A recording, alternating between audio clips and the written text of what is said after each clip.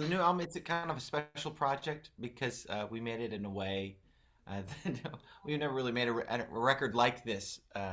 Instead of doing it all together, we split it up into three separate parts, and we each sort of took five songs, a third of the record. And it was an interesting project too. I think particularly at this point in our career, we're celebrating 30 years being a band, and this is the kind of thing you can do when you have this much history together. You say it isn't really a matter of kind of will it be good. It's a matter of like, so I'm interested to see what Isaac will do and what Taylor will do, and ultimately, I think the story of Hanson. A lot of times we get these questions that are like, how how have you stayed together so long? And I think this album, in a way, tells that story better than simply, giving lots of anecdotes, right? You can hear in the sound of each person and the individuality and the strength of each person's songs.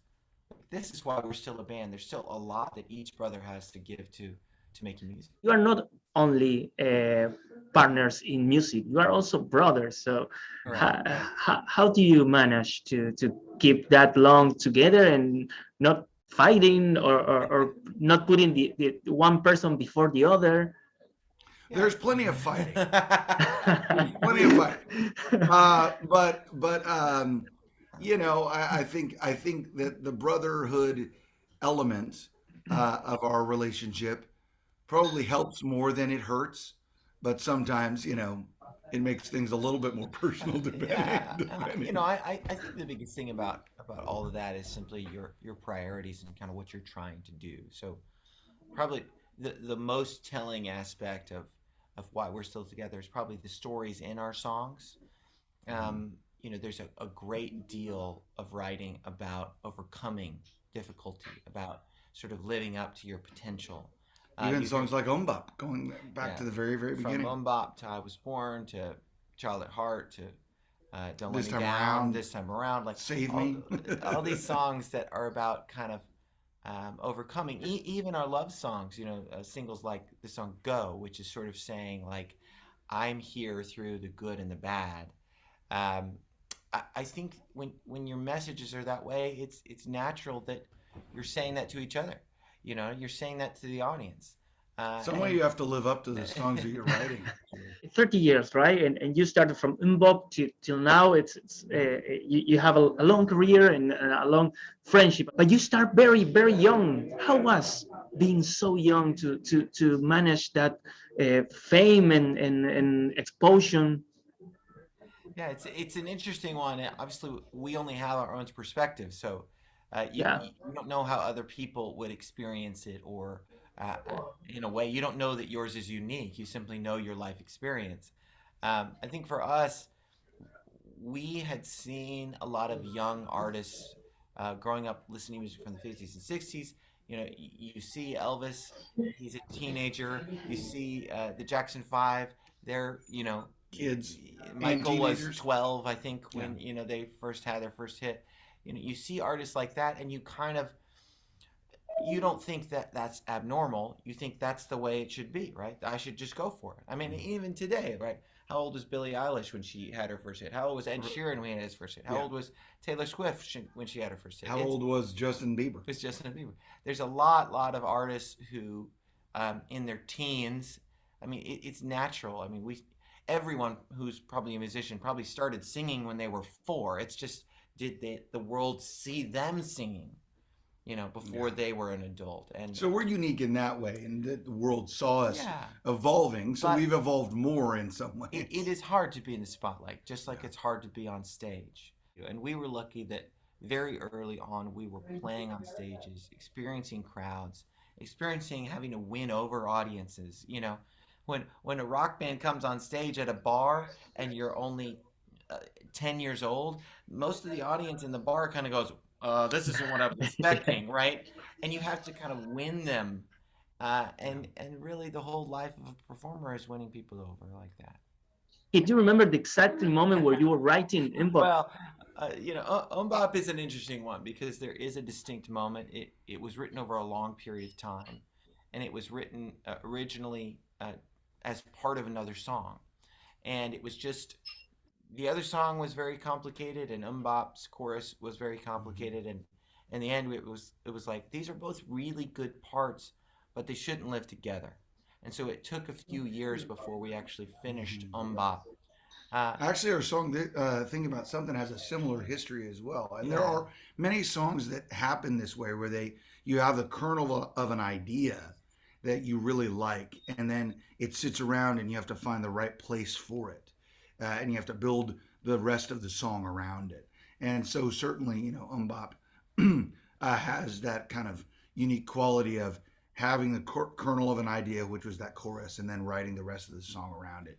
And there are certainly many others that have had that kind of, and that's just a skill of songwriting, where you say, well, that idea is worth remembering Yeah. and creating something around it. I don't know that.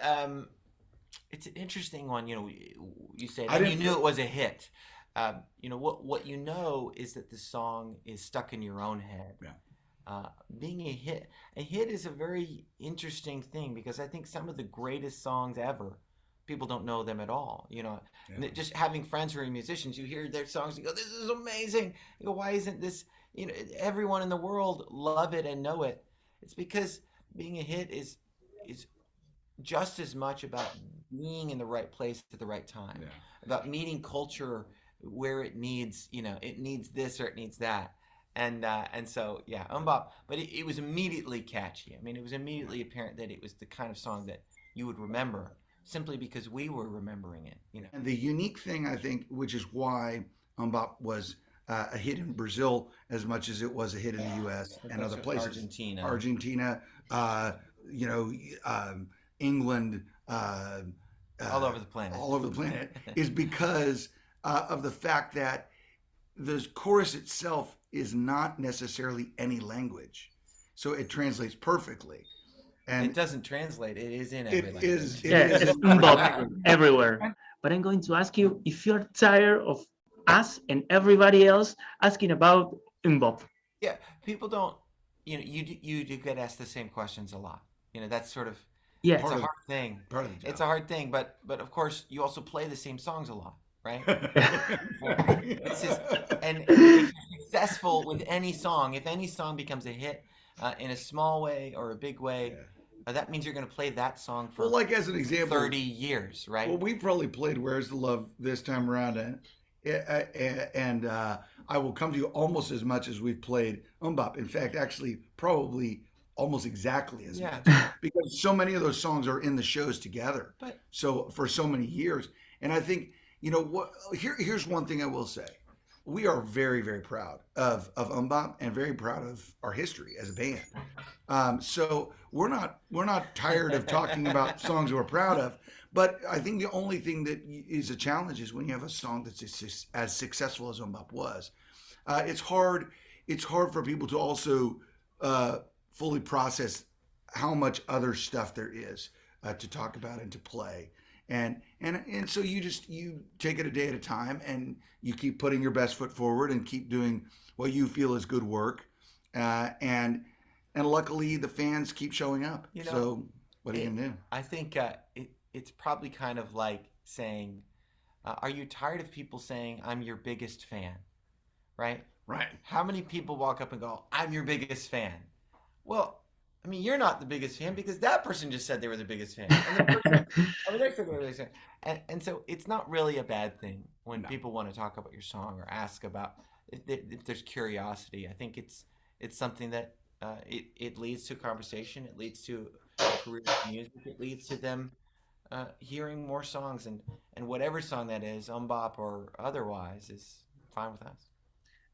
One of the followers that I start saying things to me when I post this say that you were the soundtrack of her life, and I think that's very nice. Oh, that's awesome. That's very nice. Well, we do get that a lot, and I Yeah, think right. some of that has to do with a really cool thing about starting as young as we did, which is that when you start as young as we have, you have the opportunity to be with people not only when they are, like teenagers or adults, but even in some cases even younger than that.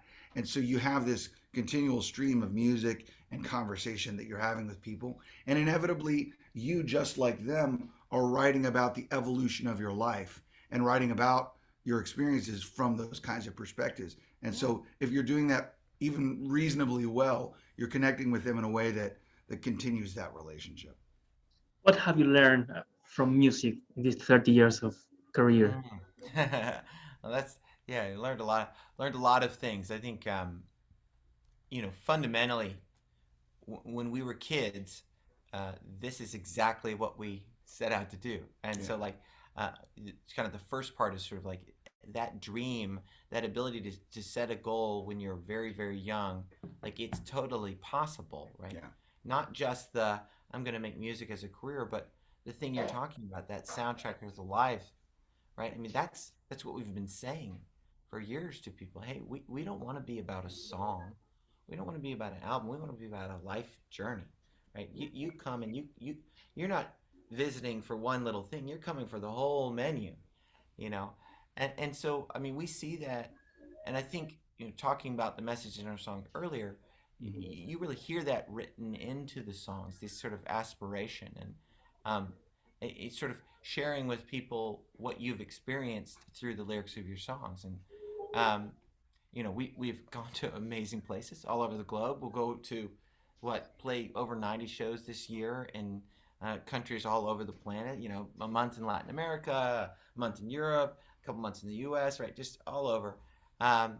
But what is very cool, I think, particularly at this moment when music hasn't, we've been removed from each other. We've been unable to play concerts for a long time because of pandemics and things. Is that like it is so valuable to come together, and music is such a great way to bring people of different walks of life and different viewpoints and different colors and all these things. Like, it brings the whole community together like this, and we sing the same songs and we share the same moments and we clap our hands together. And I think I think that's just you cannot put a value to that, especially seeing how, in a way, I think the world has experienced almost like falling apart because there's no music. There's nothing holding us together. There's no rhythm to the world anymore when there's no concerts that are drawing people together, reminding us that we're all the same.